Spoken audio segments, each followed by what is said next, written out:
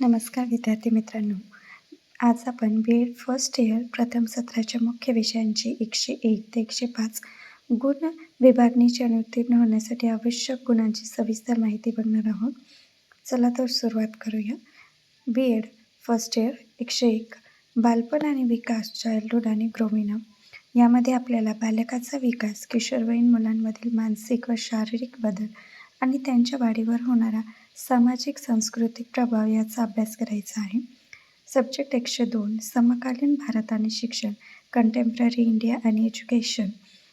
यामध्ये भारतीय शिक्षण व्यवस्थेचा इतिहास, संविधानातील शिक्षण विषयक अटी, शैक्षणिक धोरण उदाहरणार्थ NEP आणि वर्गातील विविधता आणि समानता. 103 अध्ययन आणि अध्यापन, लर्निंग अँड टीचिंग. यामध्ये शिकवण्याच्या विविध मानसशास्त्रीय उपपत्ती, अध्यापनाच्या पद्धती, विद्यार्थ्यांचे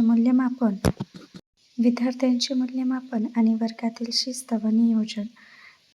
सब्जेक्ट कोड 104 अध्ययनासाठी मूल्यमापन, असेसमेंट फॉर लर्निंग. यामध्ये सातत्यपूर्ण सर्वंकष मूल्यमापन CCE, चाचणी परीक्षेची रचना, श्रेणी पद्धत आणि विद्यार्थ्यांच्या प्रगतीचे विश्लेषण करण्यासाठी सांख्यिकी साधनांचा वापर.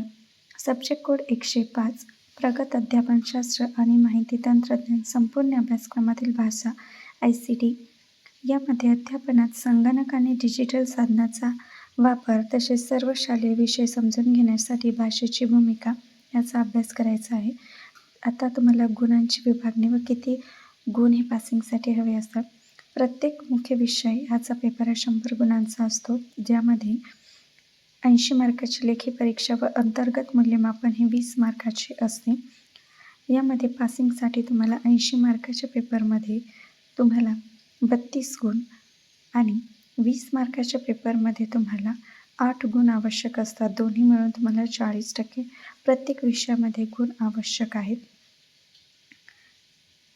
पण B.एड पास होण्यासाठी फक्त तुम्हाला लेखी परीक्षा किंवा जी 20 मार्काची जी अंतर्गत परीक्षा होती, त्यासोबतच तुम्हाला जे B.एडचे जे सबमिशन असतं, मायक्रो टीचिंग असते, तुम्हाला प्रात्यक्षिक कार्य, मायक्रो टीचिंग आणि गृहपाठ वेळेत जमा करणे बंधनकारक असते.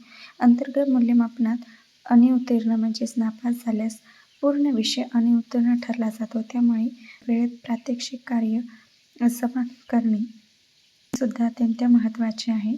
अजून तुम्हाला कोणत्या प्रश्नाची उत्तरं हवी असतील तर कमेंट बॉक्समध्ये नक्की कळवा.